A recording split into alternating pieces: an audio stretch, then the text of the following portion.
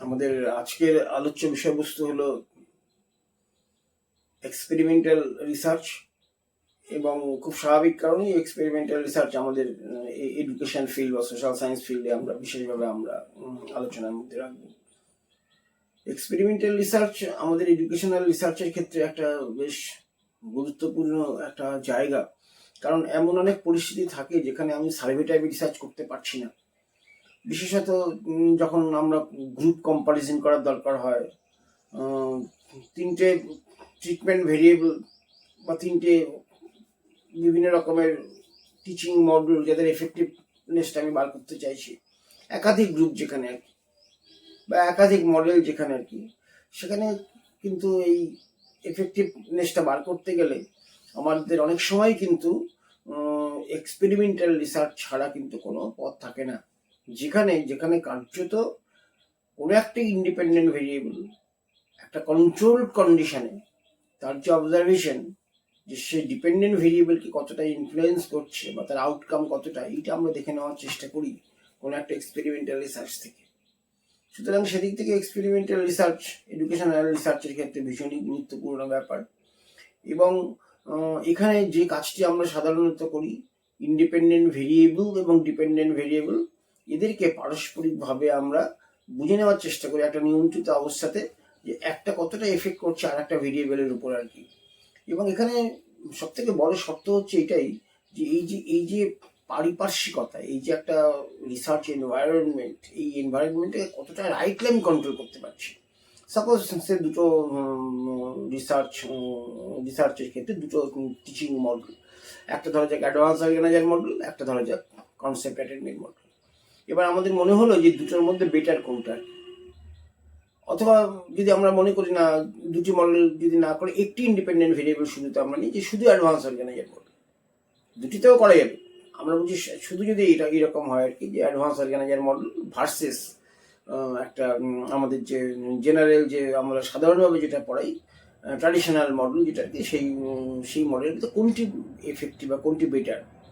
এখানে কিন্তু আমাকে অ্যাডভান্স অর্গানাইজার মডেলটাকে কোনো একটা লার্নিং এনভায়রনমেন্টে প্রয়োগ করতে হচ্ছে, এবং নিয়ন্ত্রিত একটা শর্ত সাপেক্ষে আমাকে প্রয়োগ করতে হচ্ছে।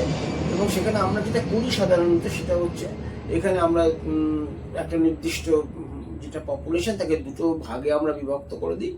একটাকে বলা হয় কন্ট্রোল গ্রুপ এবং আর একটাকে বলা হয় এক্সপেরিমেন্টাল গ্রুপ।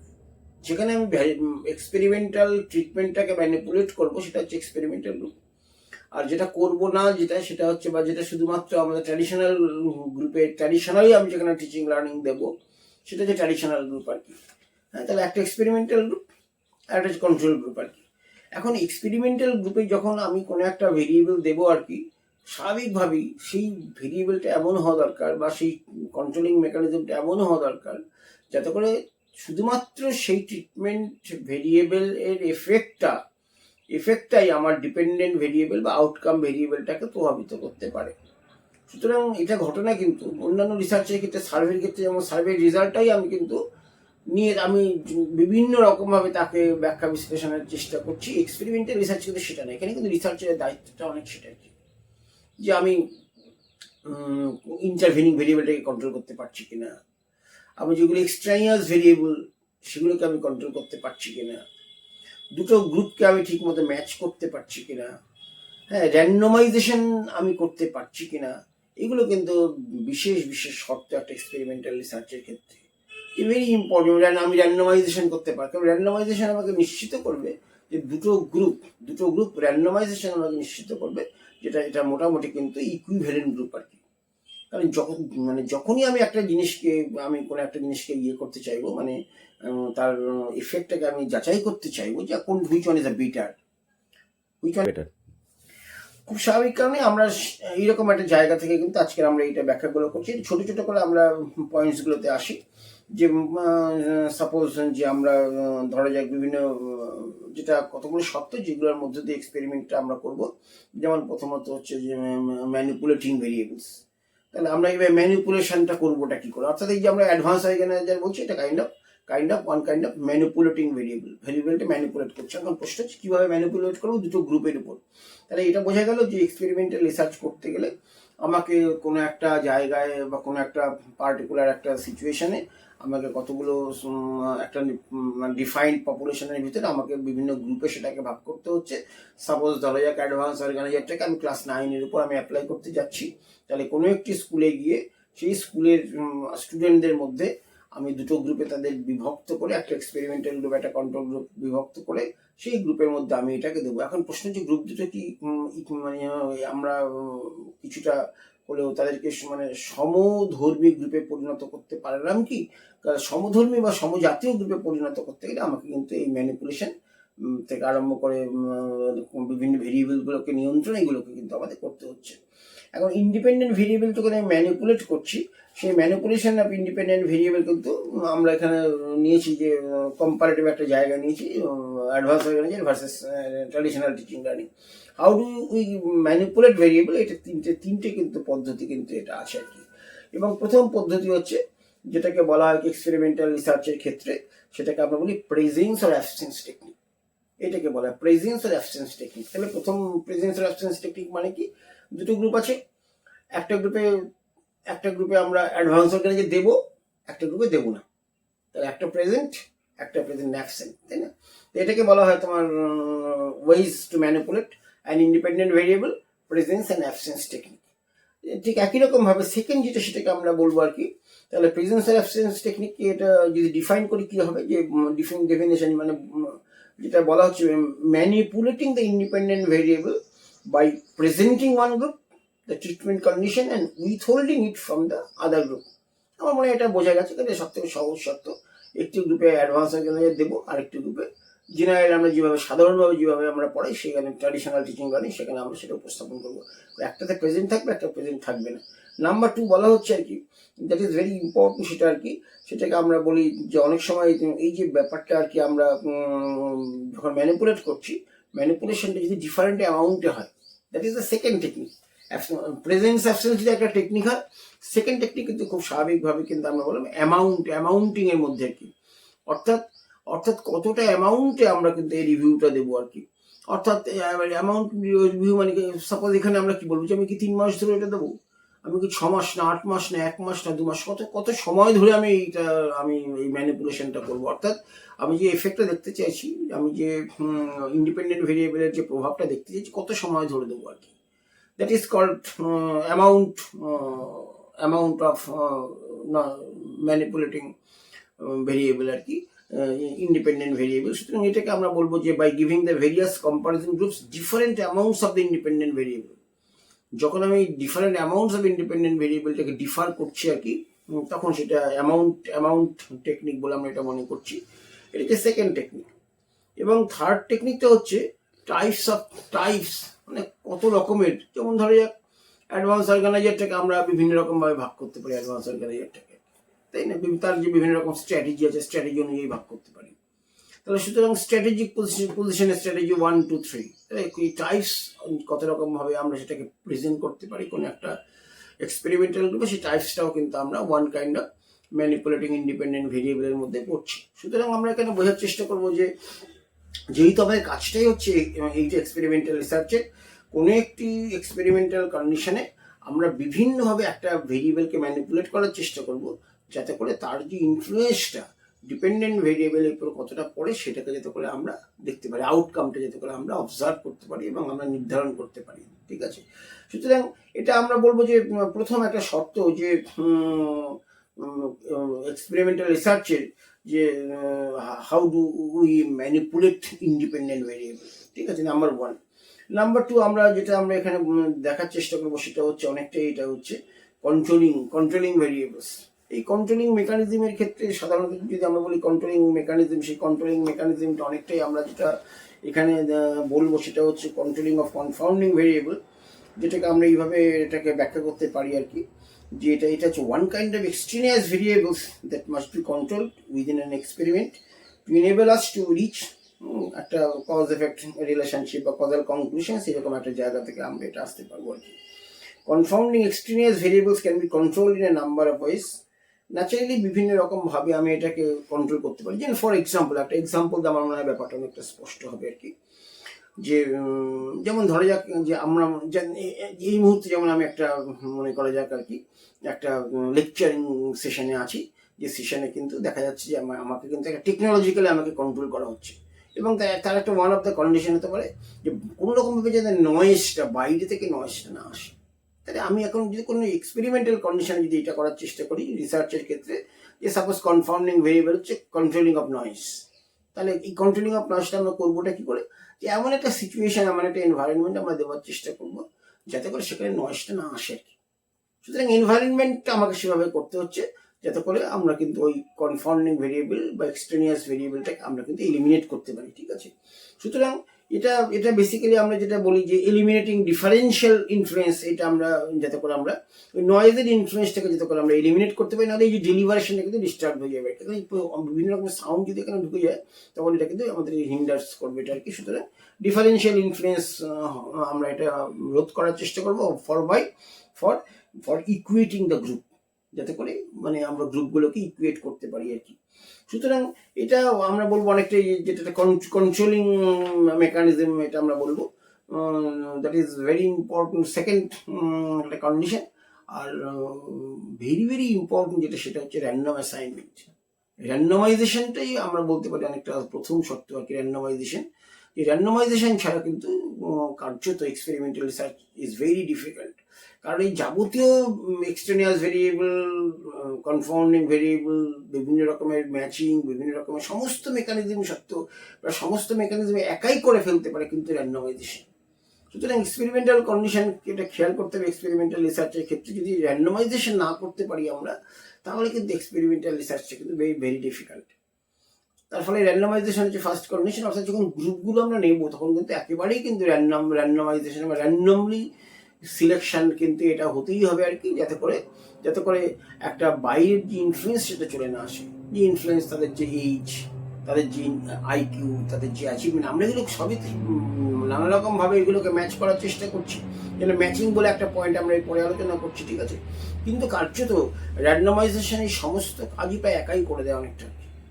সিংহভাগ কাজ র্যান্ডমাইজেশনের মধ্য দিয়েই চলে আসে, বাকিটা কন্ট্রোল করতে হয় আমাদের, যাতে করে কন্ট্রোলিং যতটা বেশি হবে আউটকাম ততটা সঠিক হবে, আউটকামটা ততটা সঠিক হবে। সুতরাং এই র্যান্ডমাইজেশন হচ্ছে আমরা বলবো one of the very important condition of randomisation. এবং র্যান্ডমাইজেশনের ক্ষেত্রেও আমরা যেটা করি সেটা হচ্ছে যে প্রথমে আমরা তাহলে করবোটা একটা টার্গেট পপুলেশন নিয়ে, না হলে যে ক্লাস 8 টার্গেট পপুলেশন। এবার এই টার্গেট পপুলেশনের মধ্যে র্যান্ডমলি সিলেক্টেড স্যাম্পল, যে আমরা সাধারণত যেটা করি বা যেটা করা ছাড়া কোনো পথে থাকে না, আমি যে স্কুলে চাকরি করছি সেই স্কুলে আমি র্যান্ডম স্যাম্পল নিচ্ছি, কার্যত সেখানেও একটু বাধা থাকছে কিন্তু কার্যত আমরা নিচ্ছি। কিন্তু যদি কখনো আমরা নিই এইরকম ভাবে যে আমার মতো করে একটু নিয়ে ফেললাম আর কি, তখন সেটা কিন্তু আর পিওরলি র্যান্ডমাইজেশন হলো না, তখন সেটাকে বলে কোয়াসি এক্সপেরিমেন্টাল রিসার্চ। সেটা আজকের আলোচনার মধ্যে পড়ছে না, কিন্তু কোয়াসি মানে হচ্ছে সেটাই, যে র্যান্ডমাইজেশন করার ভীষণ রকমভাবে আমরা চেষ্টা করছি, কিন্তু অনেক সময় এরকম হয় একটা নির্দিষ্ট এনভায়রনমেন্ট সিচুয়েশনে আমরা কখনোই সেই জায়গায় পৌঁছতে পারছি না, সেই সমস্ত ক্ষেত্রে কিন্তু আমরা কোয়াসি এক্সপেরিমেন্টাল রিসার্চ বলি সেই সমস্ত রিসার্চগুলোকে। বাট মানে আমাদের যে টার্গেট যে পপুলেশন আমরা এখানে যেটা আমরা করবো সেটা কি, সেই টার্গেট পপুলেশন থেকে র্যান্ডমলি কিন্তু আমরা সিলেক্টেড করবো স্যাম্পলটাকে। করার পরে এবার এই র্যান্ডমলি যে অ্যাসাইনমেন্ট যেটা করছি আমরা, যেটা স্যাম্পলকে, তাকে কিন্তু আমরা দুটো গ্রুপে আমরা ডিভাইড করে ফেলবো, যেটাকে আমি ইতিমধ্যেই বলেছি যে মানে একটা হচ্ছে কন্ট্রোল গ্রুপ, একটাকে বলেছি এক্সপেরিমেন্টাল গ্রুপ। এক্সপেরিমেন্টাল গ্রুপের ট্রিটমেন্ট ভেরিয়েবল বা যেটা আমরা বলছি ইন্ডিপেন্ডেন্ট ভেরিয়েবল সেটাকে দেবো, আর যেটা কন্ট্রোল গ্রুপ সেটাকে কিন্তু আমরা সেই কন্ট্রোলিং মেকানিজমটা কিন্তু আমরা রাখছি। ঠিক একই রকম ভাবে আমরা এক্সপেরিমেন্টাল রিসার্চে আরেকটি ভীষণ গুরুত্বপূর্ণ জিনিস সেটাকে আমরা যদি দেখি সেটাকে বলা হয় ম্যাচিং। ম্যাচিংটা আমরা বলবো এটা ভীষণভাবেই গুরুত্বপূর্ণ, এবং এর সব থেকে বড় শর্ত হচ্ছে এইটা যে আমরা ইকুয়েটিং করবো। তো যদি আমি গ্রুপগুলোকে ইকুয়েটিং না করতে পারি তাহলে কিন্তু হচ্ছে না কিন্তু এক্সপেরিমেন্টাল রিসার্চ। এবং ইকুয়েটিং করতে গেলে ম্যাচিং করতে হচ্ছে। ম্যাচিং করা মানেটাকে, ম্যাচিং করা মানে অন্য কিছু না, ম্যাচিং করার অর্থ হচ্ছে এইটাই যে যতদূর সম্ভব যারা বিভিন্ন পার্টিসিপেন্ট যারা থাকে আর কি, সেই পার্টিসিপেন্টদের যতটা তাদের বয়সের দিক থেকে, তাদের ইন্টেলিজেন্সের দিক থেকে, তাদের অ্যাচিভমেন্টের দিক থেকে যতদূর সম্ভব একরকম করাই আর কি। এবং সেখানে আমরা করবোটা কি, যে স্যাম্পল অফ রিসার্চ পার্টিসিপেন্ট, যেটা সেই রিসার্চ পার্টিসিপেন্ট প্রথমে রাখা হলো number 1। Number 2, each participant measured on variables to be matched. মানে ইচ পার্টিসিপেন্টকে আমরা মেজার করার চেষ্টা করছি on the basis of their age, IQ, বিভিন্ন রকমভাবে তাদের জেন্ডার, আদার্স যে সমস্ত কন্ডিশন আছে সেগুলোর ভিত্তিতে তাদের মানে বোঝার চেষ্টা করছে আর কি। 3 নম্বর হচ্ছে each participant matched with the 2 participants on the target variables. এটা এই ধরনের একটা পদ্ধতি জনসনে সাজেস্ট করেছে, দ্যাট ইজ নট ব্যাড। সেটা হচ্ছে যে আমি প্রত্যেকটা পার্টিসিপেন্টকে কিন্তু চেষ্টা করবো অন্য পার্টিসিপেন্টদের সঙ্গে একটু ম্যাচ করে নেওয়ার। ধরা যাক যে কোনো একটা পার্টিসিপেন্টের খুব হাই আইকিউ, আমি হাই আইকিউ যদি থাকে আমি তাকে হাই আইকিউর কোনো একটা গ্রুপের সাথে ম্যাচ করার চেষ্টা করবো। যদি দেখা যায় কারোর একটা টেস্ট অ্যাংজাইটি, তার লো টেস্ট অ্যাংজাইটি, তো তাকে আমরা লো টেস্ট অ্যাংজাইটির সাথে ম্যাচ করার চেষ্টা করবো, যাতে করে গ্রুপগুলোর মধ্যে একটা ইকুয়ালিটি বা একটা সমধর্মী একটা চরিত্র তাদের মধ্যে থাকে আর কি। এবার প্রোভাইস, তাহলে আমরা এই প্রোভাইস যখন এইগুলো যখন প্রোভাইড করছি আর কি, তাহলে এই প্রোভাইড করার মধ্যে দিয়ে আমরা কিন্তু ওই বিভিন্ন রকম শর্ত সাপেক্ষে এগুলোকে আমরা গ্রুপে কনভার্ট করে দিচ্ছি আর কি। অর্থাৎ আমরা মনে করছি যে এই যে ম্যাচড পার্টিসিপেন্টের মধ্য দিয়ে কিন্তু আমরা দেখবো 3খানা গ্রুপ, গ্রুপ 1, গ্রুপ 2, গ্রুপ 3 বা group A, group B, group C এরকমভাবে আমরা ডিভাইড করে দিলাম আর কি। সুতরাং দ্যাট ইজ হাউ আমরা কিন্তু একটা ম্যাচিং করতে পারি বিভিন্ন গ্রুপের মধ্য দিয়ে, যাতে করে সেই গ্রুপটাকে আমি খুব রাইটলি এক্সপেরিমেন্টাল সিচুয়েশনে আমি ইন্ডিপেন্ডেন্ট ভেরিয়েবলটাকে ম্যানিপুলেট করতে পারি। সুতরাং এক্সপেরিমেন্টাল রিসার্চের ক্ষেত্রে কিন্তু এটা আমাদের মনে রাখতেই হচ্ছে কিন্তু যে আমাদের একটা এক্সপেরিমেন্টাল রিসার্চে যে ট্রিটমেন্ট ভেরিয়েবল, সেটা ট্রিটমেন্ট ভেরিয়েবলটা কতটা ঠিক এটা বোঝার জন্য আমাদের কিন্তু এই ধরনের একটা পরিবেশ আমাকে বা পরিস্থিতি তৈরি করতে হচ্ছে। এবং সিমিলারলি আমরা বলবো যে এক্সট্রানিয়াস ভেরিয়েবলটাকে আমরা কতটা নিয়ন্ত্রণ করতে পারলাম। কনফাউন্ডিং ভেরিয়েবল আমরা বলেছি, that is also one kind of extraneous variables. পাশাপাশি এটাও কিন্তু মনে রাখতে হচ্ছে এক্সট্রানিয়াস ভেরিয়েবলগুলো আমরা যেটা সাধারণত করি যে সবাই class 8, that is holding the extraneous variable constant, যে আমরা এক্সট্রানিয়াস ভেরিয়েবলটাকে একটা কনস্ট্যান্ট এইচ সমান। হ্যাঁ, এবার অনেক সময় এরকম হয় যে জেন্ডার ওয়াইজ ডিফারেন্স না থাকার জন্য শুধু মেল অথবা শুধু ফিমেল, যেটা করে জেন্ডার ওয়াইজ ইনফ্লুয়েন্স সেখানে না পড়ে আর কি। এইরকমভাবে যত রকম সম্ভব পার্টিসিপেন্ট নিয়ে আমরা কিন্তু এইরকমভাবে কিন্তু তাদের এক্সট্রানিয়াস ভেরিয়েবল যেগুলো ইনফ্লুয়েন্স করতে পারে কোনো একটা পার্টিকুলার ট্রিটমেন্ট ভেরিয়েবলের ওপর আমরা কিন্তু তাদের কিন্তু নিয়ন্ত্রণ করতে পারি।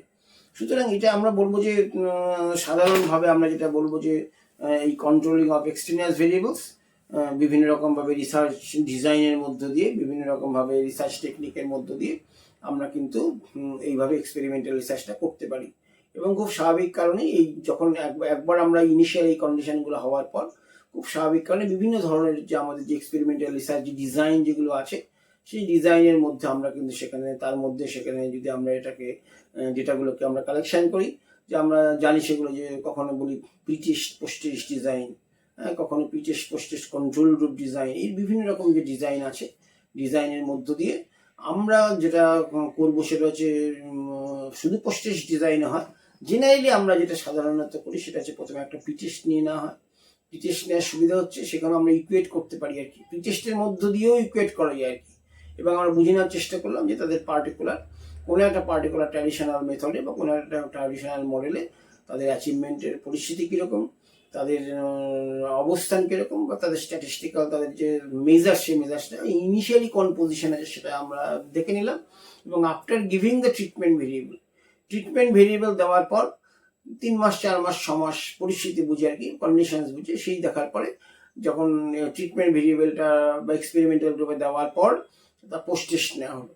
এবার তারপর কিন্তু খুব স্বাভাবিকভাবে আমরা দেখে নেব যে পোস্ট টেস্ট এবং প্রি টেস্ট এদের মধ্যে ডিফারেন্স কতটা হলো এবং সেই ডিফারেন্সটা কতটা সিগনিফিকেন্ট। সেই হিসেবে এক্সপেরিমেন্টাল রিসার্চে কিন্তু প্রেডিক্ট করা হয় on the basis of different research design. সেই ডিজাইনের মধ্যে আজকে আমরা যাচ্ছি না, একটা ইনিশিয়াল ডিসকাশন আমরা করার চেষ্টা করলাম যে যাতে করে এটা বোঝানো সম্ভব হয় যে এক্সপেরিমেন্টাল রিসার্চ বলতে কি বোঝে এবং এক্সপেরিমেন্টাল রিসার্চের ব্যাকগ্রাউন্ডটা কি আর কি। সুতরাং এইটা আমাদের আজকের আলোচনা এই পর্যন্ত। আমরা পরের দিন আমরা নিশ্চয়ই আমরা এই ডিজাইনগুলো আমরা বলে দেখার চেষ্টা করবো যে এই যে কন্ট্রোলিং মেকানিজম সেটা কিভাবে রিসার্চ ডিজাইনের মধ্যে ইন্ট্রোডিউসড হওয়ার পরে আমরা তার আউটকামটাকে আমরা নির্দিষ্ট করতে পারি, চিহ্নিত করতে পারি, বা কোনটা এফেক্টিভ কোনটা নট এফেক্টিভ সেটাকে আইডেন্টিফাই করতে পারি। আজকে এই পর্যন্ত, থ্যাংক ইউ।